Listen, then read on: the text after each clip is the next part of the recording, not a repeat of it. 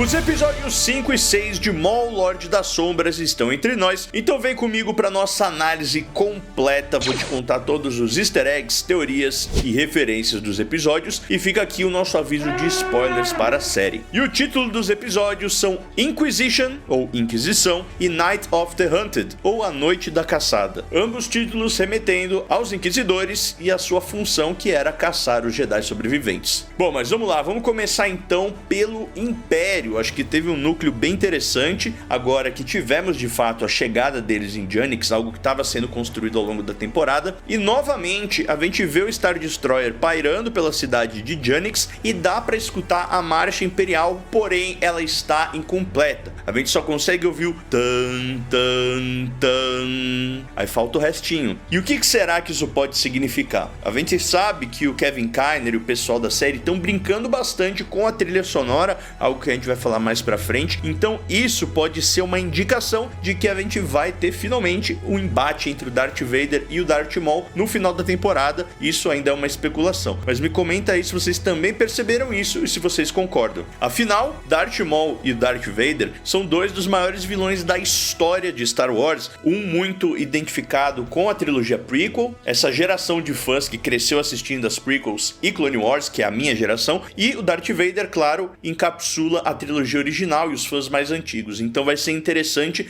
essa batalha entre duas gerações de vilões. E além de todo esse apelo comercial e os fãs quererem muito ver esse embate, também tem o fato de que a gente já viu o Darth Vader numa versão animada bem parecida com essa de Maul, Lorde das Sombras. Ele apareceu rapidinho bem no final da 7ª temporada de The Clone Wars e também em Histórias do Império. E tem alguns motivos que podem corroborar para a presença do Darth Vader aqui e que, na minha opinião, fariam sentido. Vamos pensar aqui. Agora que o Palpatine sabe que de fato o Maul está em Janix, ele vai logicamente querer acabar com essa ameaça, até porque o Maul, ele sabe de todos esses planos antigos do Palpatine, ele treinou muito tempo com o Palpatine, ele tem muita informação e o Palpatine com certeza não quer que isso vaze. Eliminar o Maul é uma das prioridades sim do Palpatine, e como a gente viu aqui nesses episódios, pelo visto só o Marrok não vai dar conta. A gente já viu que vai ter uns reforços, a gente vai falar disso mais pro final do vídeo também, então nada mais justo que mandar o Darth Vader, que era o cara que era responsável pelos Inquisidores. Próximo degrau aí, nessa ordem de elevada de poder, seria o Vader. Mas vamos aguardar, eu acho que seria um final de temporada sensacional. Óbvio que o Darth Maul não vai matar o Darth Vader não vai matar o Maul, a gente sabe os destinos desses personagens, mas isso não impossibilita da gente ter uma baita luta entre eles,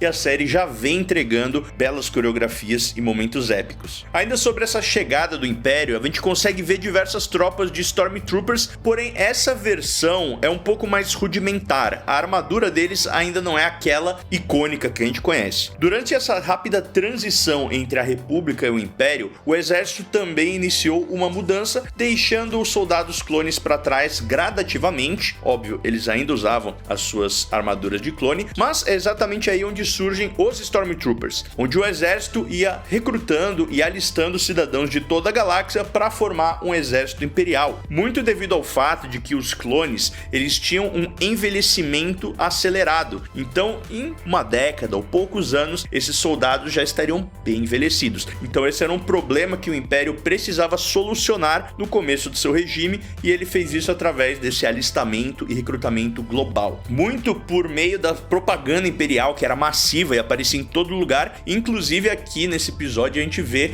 algumas propagandas do alistamento para captar cada vez mais soldados para o Império. E essa versão da armadura, ela representa justamente esse período de transição, até mesmo de uma forma bem visual, funcionando como um meio termo entre a armadura de fase 2 dos clones e a armadura clássica dos Stormtroopers que a gente ama. Essa versão aqui que a gente tá vendo era conhecida como TK Stormtrooper, e a característica mais marcante era o capacete, que ele continha uma viseira única, mas não mais no formato de T, e sim algo mais parecido com o dos Stormtroopers que a gente vai ver mais pra frente. Star Wars sempre fazendo muito bem isso de transicionar. A gente tinha ali os Mandalorianos, e como os clones foram feitos através do material genético de um Mandaloriano, os capacetes tanto da fase 1 quanto da fase 2 foram feitos como uma transição entre os Mandalorianos por os Stormtroopers, fazendo com que visualmente toda essa linguagem dos capacetes, tanto da República, Mandaloriana Mandaloriano, Stormtrooper e Imperial contem uma história, e eu acho isso genial. Mas o detalhe mais sombrio por trás dessa armadura é justamente a desumanização das tropas. Cidadãos comuns eram recrutados e recebiam designações numéricas e eram forçados a usar armaduras idênticas de plastoide branco que escondiam seus rostos. O objetivo disso daqui não era a proteção do indivíduo, com a armadura, mas sim a destruição do ego, do individualismo. O soldado não era mais um rosto ou uma pessoa, ele era apenas uma ferramenta do Estado, descartável e substituível. Uma coisa bem alinhada com a visão de mundo do Império. E o que essa presença do Império muda para Janix? Para começar, o planeta agora está bloqueado, ou seja, ninguém mais entra e ninguém mais sai. Não importa se vivo, morto, tá bloqueado e acabou. E lembra que nos últimos 4 episódios, toda essa tensão e esse medo do Império chegar vinha sendo construída? Pois é, não era à toa. Mas o Império não tá aí pra ajudar, pra capturar o Maul e depois ele vai embora? Não é pra proteger o planeta? Na verdade, não. Com o Império agora no planeta, os problemas só vão aumentar. Nesse comecinho do regime, o Império fazia questão de demonstrar o seu poder e a sua dominância. E à medida que o tempo ia passando e as células rebeldes iam aparecendo, tudo só piorava. Lembra lá em Andor, na primeira temporada, onde o grupo do Andor consegue roubar um carregamento de créditos lá em Aldhani para financiar a rebelião? Depois desse golpe, o Palpatine acabou assinando o decreto PORD, a Diretiva de Revisão de Sentenças de Ordem Pública do Império, que foi apenas uma das muitas medidas do Palpatine para aumentar severamente o controle imperial em toda a galáxia. Tanto que o Andor no final acaba sendo preso por uma besteira ali, ele foi confundido com algum agitador e foi sentenciado a Narquina 5 para ficar lá preso construindo peças para a Estrela da Morte. Então esse encarceramento do Império era muito alto. E como o Janix ainda não estava sob a lupa do Império, as coisas ainda funcionavam pela lei do planeta. O próprio Lawson ofereceu para o Maul que ele se entregasse e fosse julgado pelas leis de Janix e não do Império. Então agora que o Império está aqui, infelizmente os cidadãos de Janix vão sentir o peso da bota do Império sobre eles, porque é esse o modus operandi. Onde o Império está, ele põe muita pressão para que os lugares da galáxia que ele não estiver fisicamente tenham esse medo, esse receio de fazer coisas erradas, entre aspas, de se rebelar, pra que ele não chegue lá, entendeu? Tanto que mais pra frente nesse episódio, a gente vê a delegacia de Janix lotada, com centenas de cidadãos reclamando e revoltados com a atuação do Império. Sendo que, o Império chegou, então a delegacia deveria estar tranquila, porque o crime deveria diminuir, os problemas deveriam diminuir e não aumentar. Algumas das medidas iniciais do Império, a gente já conseguia ver várias blitz, ruas tomadas e até mesmo a extorsão por parte de oficiais corruptos. Pra você ter ideia, o Império é tão ruim, mas tão ruim, que o próprio Vario prefere ficar escondido nas entranhas da cidade com o Maul do que tentar a sorte na superfície. Falando nisso, o Império é tão escroto que até mesmo o Lambibotas, quer dizer, o Duas Botas, começa a perceber isso. Ele ficou a temporada inteira enchendo o saco do Lawson, falando que queria que o Império tinha que estar aqui porque aí ia melhorar e tal, mas aí agora ele tá começando a entender que não é muito por aí. Seja quando o Tenente ordena que ele se desfaça das suas botinhas características, reforçando mais uma vez a aversão do Império à individualidade, que é algo que eu comentei no começo do vídeo, e é algo que vem sendo trabalhado durante toda a temporada, mas que nesse episódio ficou cristalino. E por que o Império faz isso? A individualidade gera rebelião. As pessoas que expressam suas identidades, sua cultura, seu pensamento próprio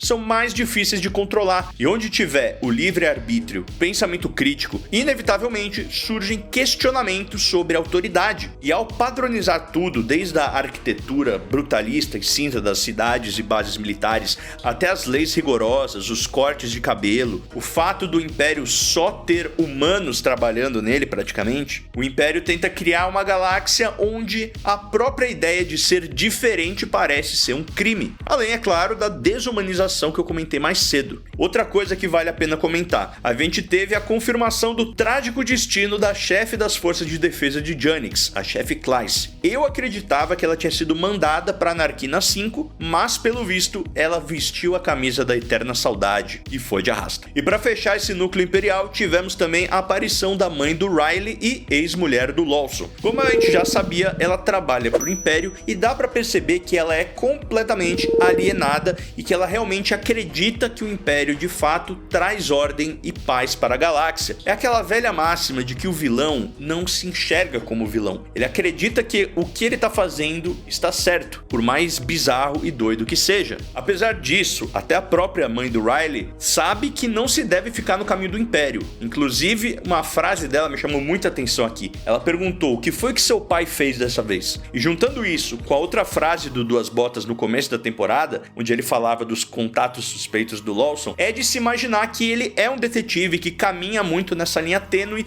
entre o que é legal ou não. E na semana passada, durante a gravação do vídeo, a gente teve a revelação de que o Lawson já foi um caçador de recompensas quando ele era mais jovem, o que combina bastante com essa persona anti-herói, que é um personagem que não opera tanto no preto ou no branco e mais nesses tons de cinza entre os dois lados. E esse passado de caçador de recompensas é até sugerido nesses episódios, na parte em que o Lawson encontra a Rina no cassino e eles comentam sobre uma missão em Catalor, insinuando que eles já participaram de missões juntos em seus dias como mercenários. Eu acho que isso deu uma bela enriquecida no personagem, que vinha sendo bem clichêzinho, e caso você ainda não tenha lido os quadrinhos Shadows of Maul, eles estão saindo e estão bem legais, eu super recomendo, porque eles dão uma integrada melhor com isso que está acontecendo na série e falam um pouco mais do passado aí dos personagens. E antes de passar para o próximo tópico, um pequeno asterisco. Na análise dos episódios 3 e 4, eu fiquei devendo qual que era o nome do esporte que o Riley está praticando e hoje isso foi confirmado. O nome do esporte é Botequim e é um esporte inédito criado justamente para a série, mas que foi sim inspirado no lacrosse aqui da nossa vida real. Já o pobre Larson, ele dá uma sofridinha aqui nesses dois episódios. Ele acaba sendo interrogado pelo Marrok, que por sua vez usa o truque mental da força, né, que é uma técnica de interrogação muito utilizada pelo Darth Vader e anos depois pelo seu neto Kylo Ren. E como se isso não fosse o bastante, ele ainda foi pego de calças curtas